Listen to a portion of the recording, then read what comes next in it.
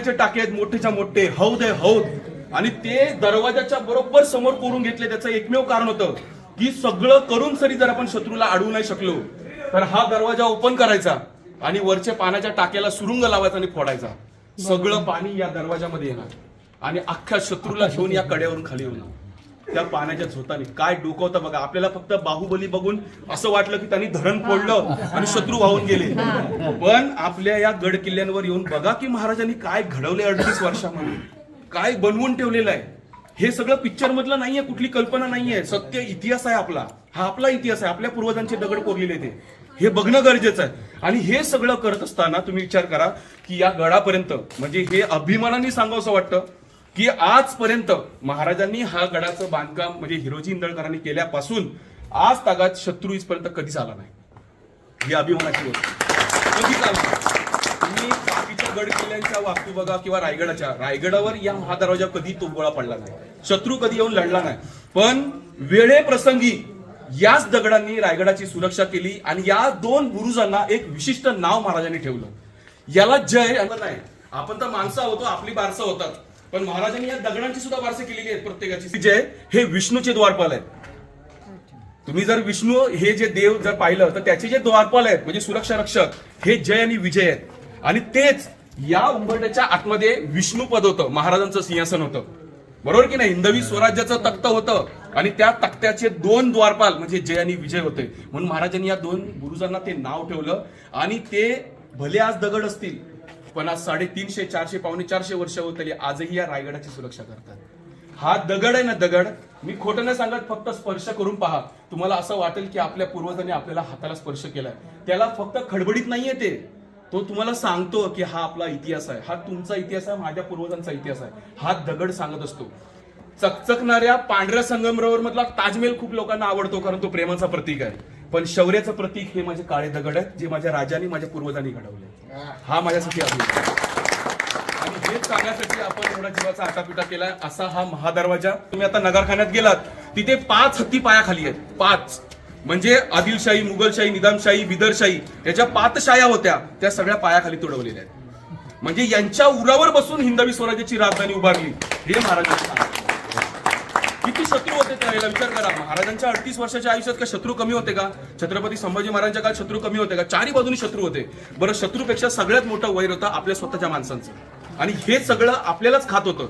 एवढ्यातून पण सुद्धा एवढं उभारलं. म्हणजे विचार करा, रायगडाचा एका दगडाची साईज बघा. आज आपण 10 लोक जरी ठरवलं की चला बाबा आम्ही हट्टे खट्टे आहेत, हा दगड उचलूया, तरी 10 लोक हा दगड तुम्ही उचलू शकत नाही.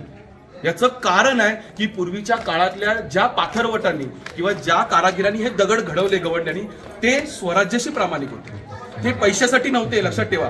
आज करणारे कारागीर पैशासाठी करतात म्हणून दगड उकडतायत, 3 वर्षात बसवलेले दगड उकडतात. हा प्रामाणिकपणा हा दगड आजही आपल्याला सांगतो. आणि हे घडवणारे दगड आपलेच पूर्वज आहेत. हो, तुमच्यापैकीच कोणीतरी आण नावाचा कुळातला 96 कोळीमधला एक आहे.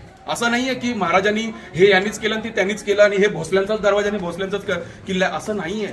हे 18 कोळी 18 पकडतात आणि 96 कोळी मराठा सगळे एकत्र करून हा प्रत्येक दगड घडवलेला आहे. आणि हेच महाराजांना सांगायचं म्हणून महाराजांनी सगळं घडवलेलं आहे. आता सगळ्यात शेवटला जिथे एक सुकलेला हार, तिथे एक शिल्प आहे बघा. एक ते नष्ट झालेलं राज्य ज्या वेळेला उभारलं आणि महाराजांचा राज्याभिषेक या गडावरती झाला 6 जून 1674, त्यावेळेला हजारो पिढ्यांना महाराजांना हे सांगायचं होतं की आजपासून या भूमीवरती रयतेचं आणि शेतकऱ्याचं आणि बळीचं राज्य पुन्हा आलंय आणि ते शेवटपर्यंत राहणार. हे सांगण्यासाठी सगळ्यात टॉपचं जे शिल्प आहे, सगळ्यात टॉपला जे दिसतंय तुम्हाला कमानी, हे शेतकऱ्याच्या शेतातल्या कणिसाचं शिल्प आहे. लक्षात आलं सगळ्यांच्या? आणि हे आजही आपल्याला अभिमानाने सांगावंसं वाटतं की आपले छत्रपती शिवाजी महाराज हे रयतेला आणि शेतकऱ्याला जपणारे होते. कारण त्यांच्या आज्ञापत्रामध्ये एक शब्द आहे, लक्षात ठेवा. तो शब्द एवढा मनाला भारतो की शेतकऱ्याच्या शेतातल्या काडीला सुद्धा धक्का लागता का म्हण. हा महाराजांचा शब्द होता. विचार करा, अंगात काटा येतो नुसतं ऐकलं की. शेतकऱ्याच्या शेतातल्या शेतीच्या काडीला सुद्धा धक्का लागता का म्हणे, हा आदेश होता स्वराज्याचा. असं केलं तरी आपल्याला देहदंडाची शिक्षा होती. कारण महाराज त्यांना माहिती होतं शेतकऱ्याच्या कष्टाची किंमत काय आहे. आणि हे राज्य, ही भूमी कोणाची आहे? शेतकऱ्याचं आहे. प्रत्येक मावळा जेवढा आपला स्वराज्य होता हा प्रत्येक शेतकरीच होता. 6 महिने इथे स्वराज्यात काम करायचे, 6 महिने शेती करत होते, घरदार चालवत होते. असं नव्हतं की 12ही महिने स्वराज्यासाठी चालत होते. प्रत्येकाला पगार होता. सैनिकांपासून, मावळ्यांपासून ते सगळ्या अष्टप्रधानांपर्यंत प्रत्येकाला पगार होता. पण ते प्रामाणिक होते. असा हा महादरवाजा जो आपल्याला सांगतो. आता इथे शेवटची वास्तू आहे, फक्त दाखवतो. बरेच जण ऐकतात बऱ्यापैकी. आता समजा जर मोठा पाऊस पडला, आणि या रायगड जिल्ह्याचं वैशिष्ट्य आहे की इथं मुसळधार पाऊस पडतो संपूर्ण महाराष्ट्रापैकी. आताच महाडला पण पूर आला होता, सगळ्यांनाच माहिती आहे संपूर्ण महाराष्ट्रभर. आणि अशी परिस्थिती येते अतिवृष्टीमुळे. मग हा प्रकार समजा जर रायगडावर घडला आणि या दरवाज्यात जर घडला तर काय करायचं? म्हणून वास्तुविशारद म्हणजे ह्या बांधणी करत असताना त्या दगडाला असा होल बनवून ठेवलाय की पावसाचं पाणी सहजपणे बाहेर पडेल. बघा काय विचार आहे त्या काळाचा, त्या माणसांचा, की छोटी छोटी गोष्ट पण सोडली नाहीये. म्हणजे आज आपण घर बांधताना एखादी गोष्टी चूक करू आणि मग म्हणतो अरे राहू दे आता पुढच्या वेळेला बघू, परत कधीतरी काम करू द्या. पण त्यांनी चुका पण सोडल्या नाही. छोट्या छोट्या गोष्टी हेरल्या की उद्या पावसाचं पाणी साठू नये इथे दरवाज्यात आणि दरवाजाला धोका होऊ नये.